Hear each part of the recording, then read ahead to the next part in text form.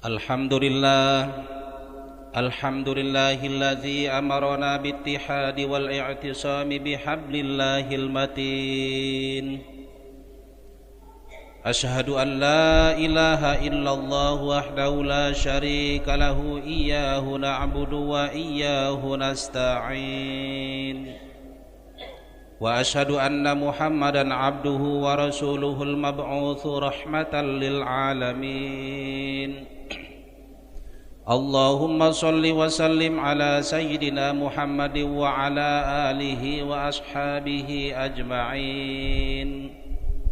Amma ba'du, ittaqullaha mastata'tum wa sari'u ila maghfiratir rabbil alamin. A'udzu billahi minasy syaithanir rajim. Bismillahirrahmanirrahim. Qul in kuntum tuhibbunallaha fattabi'uni yuhibbukumullahu wa yaghfir lakum dzunubakum wallahu ghafurur rahim. Hadirin jamaah Jumat rahimakumullah. Pertama-tama marilah kita memuji syukur kehadirat Allah Subhanahu wa taala. Salawat dan salam semoga senantiasa Allah curahkan kepada baginda Nabi besar Muhammad sallallahu alaihi wasallam. Di permulaan khutbah, khatib mempunyai kewajiban untuk berwasiat takwa, khususnya untuk pribadi, umumnya untuk segenap jamaah. Marilah kita tingkatkan iman dan takwa kita kepada Allah, karena kita yakin iman dan takwa tersebut akan menjadi wasilah diturunkannya rahmat dan ridha Allah, yang pada akhirnya kita akan termasuk orang yang bahagia dunia dan bahagia akhirat. Hadirin rahimakumullah, pada bulan yang lalu yaitu bulan Rabiul Awal 1444 Hijriah merupakan bulan kelahiran baginda Nabi besar Muhammad sallallahu alaihi wasallam. Berbagai cara umat Islam meluapkan kebahagiaan untuk mengenang hari kelahiran beliau. Hal ini bisa kita lihat dari berbagai peringatan Maulid Nabi sallallahu alaihi wasallam di berbagai daerah, khususnya di Indonesia, meskipun sebagian tidak melakukannya.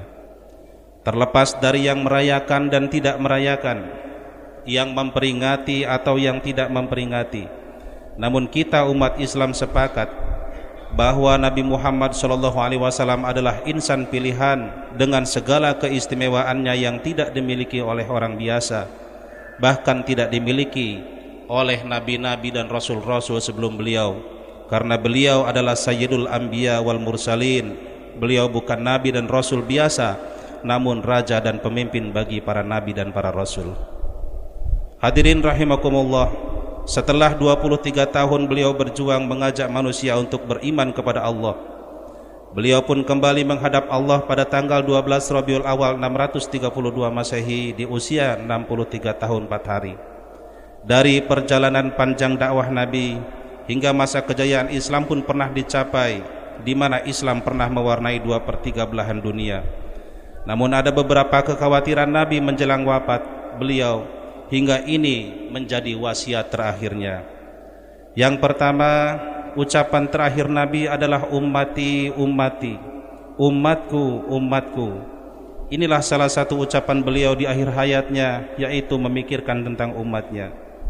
Para ulama banyak menafsirkan ucapan ini adalah bukti kecintaan beliau kepada umatnya, dan juga merupakan bukti betapa beliau khawatir akan nasib umatnya ketika harus menghadapi fitnah akhir zaman yang kian berat bagi mereka. Kita saksikan dan rasakan saat ini, di mana musuh Islam ini bukan hanya datang dari orang-orang yang berbeda agama saja, namun juga datang dari orang-orang yang seakidah, di mana satu dengan yang lain saling menyalahkan, saling mengkafirkan, bahkan tidak segan-segan ada yang saling menghalalkan darah atas nama jihad. Padahal Allah merintahkan kita untuk bersatu dan berpegang teguh pada kalimah Allah, sebagaimana firman-Nya, Bismillahirrahmanirrahim, wa'tasimu bihablillahi jami'an wa la tafarraqu wadhkuru ni'matallahi 'alaikum id kuntum a'da'an fa'alafa baina qulubikum wa asbahtum bi ni'matihi ikhwana. Dan berpegang teguhlah kamu semua kepada tali agama Allah, dan janganlah kamu bercerai-berai. Dan ingatlah akan nikmat Allah kepadamu ketika kamu dahulu bermusuh-musuhan, maka Allah mempersatukan hatimu, lalu menjadilah kamu karena nikmat Allah orang-orang yang bersaudara. Ali Imran ayat 103. Hadirin jamaah Jumat rahimakumullah, ayat ini adalah wasiat atau nasihat untuk kita umat Islam, bahwa perbedaan masalah khilafiyah tidak lantas kita harus saling hina, saling caci, merasa paling benar sendiri, merasa kitalah yang paling berhak memasuki surganya Allah Subhanahu wa taala. Padahal surga didapat bukan karena ibadah seseorang, namun karena rahmatnya Allah Subhanahu wa taala. Sekali lagi, selagi kita seakidah, kita adalah saudara yang harus saling melindungi dan memuliakan, bahkan menjadi penengah bagi yang berbeda paham. Innamal mu'minuna ikhwatun fa aslihu baina akhwaikum wattaqullaha la'allakum turhamun. Orang-orang beriman itu sesungguhnya bersaudara, sebab itu damaikanlah antara kedua saudaramu itu, dan takutlah terhadap Allah supaya kamu mendapat rahmat. Al-Hujurat ayat 10. Hadirin rahimakumullah, yang kedua yang diwasiatkan Nabi menjelang wafat beliau adalah as-shalah, salat, jagalah salat. Firman Allah Subhanahu wa taala dalam Al-Qur'an, Bismillahirrahmanirrahim, hafidhu 'alas salawati was salatil wusta wa qumu lillahi qanitin. Perihalalah semua salatmu dan perihalalah salat wusta. Berdirilah untuk Allah dalam salatmu dengan khusyuk. Salat wusta ialah salat yang di tengah-tengah dan yang paling utama. Ada yang berpendapat bahwa yang dimaksud dengan salat wusta adalah salat asar. Menurut kebanyakan ahli hadis, ayat ini menekankan agar semua salat itu dikerjakan dengan sebaik-baiknya. Hadirin rahimakumullah, begitu pentingnya salat dalam kehidupan seorang muslim, hingga salat dijadikan tiang agama dan sebagai tolak ukur baik dan buruknya ibadah yang lain, di mana seseorang sesoleh apapun mereka, serajin apapun ia beribadah, apabila meninggalkan sholat 5 waktu, maka ibadahnya akan sia-sia, karena yang pertama akan dihisab di akhirat nanti adalah sholat. Awwalu ma yuhasabu yaumal qiyamah as-sholat. Hadirin rahimakumullah, yang ketiga pesan Nabi menjelang akhir hayat beliau, An-nisa, beliau mengkhawatirkan kaum hawa ataupun wanita.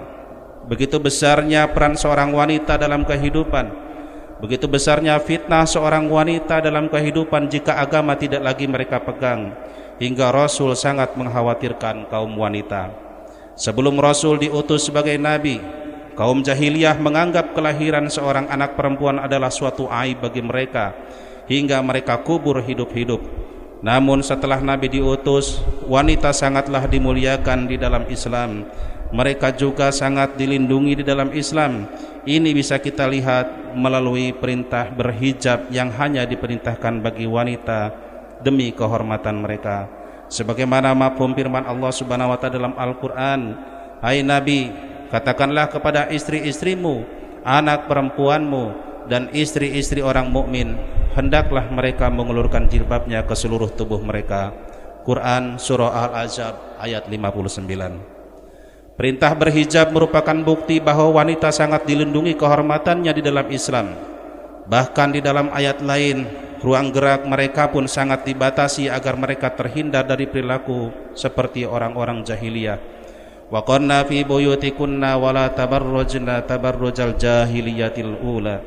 Dan hendaklah kamu tetap di rumahmu, dan janganlah kamu berhias dan bertingkah laku seperti orang-orang jahiliyah yang dahulu. Hadirin rahimakumullah, sayangnya umat Islam banyak yang belum paham, hingga jika ada kaum muslimah yang berhijab menutup aurat, justru terkadang menjadi bahan hinaan dan candaan. Namun jika ada muslimah yang membuka auratnya, mereka anggap itu biasa-biasa saja. Na'udzubillah summa na'udzubillah.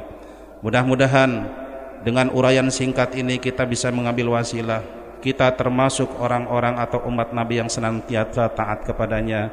Semoga kita termasuk orang-orang yang menjaga sholat kita, dan semoga Allah jaga seluruh wanita dalam keluarga kita.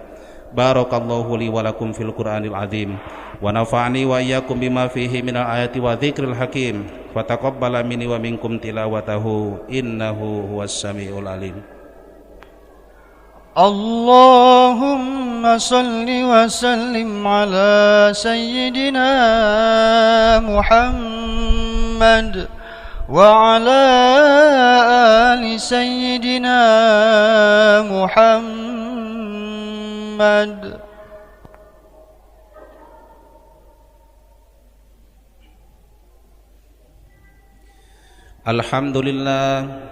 Alhamdulillahilladzi biyadihi malakutu kulli syai'in wa ilaihi turja'un. Ashhadu an la ilaha illallah ya'lamu ma tusirruna wa ma yu'linun. Wa ashhadu anna sayyidana Muhammadan abduhu wa rasuluhu ahada ashabahu ala yaqulul haqq biridha'illahi wa bihi ya'malun. Allahumma salli wa sallim wa barik ala sayyidina Muhammadin wa ala alihi wa ashabihi وعلى آله وأصحابه الذين جعلوا الحق فوق رؤوسهم والباطل تحت أقدامهم وكذلك يفعل المخلصون. أما بعد اتقوا الله حيثما كنتم فإن الله يعلم ما تفعلون. أعوذ بالله من الشيطان الرجيم. بسم الله الرحمن الرحيم. إن الله وملائكته يصلون على النبي يا أيها الذين آمنوا صلوا عليه وسلموا تسليما. اللهم صل وسلم على سيدنا محمد وعلى آل سيدنا محمد وسلم رضي الله تبارك وتعالى عن كل صحابة رسول الله أجمعين. اللهم اغفر للمؤمنين والمؤمنات والمسلمين والمسلمات الأحياء منهم والأموات.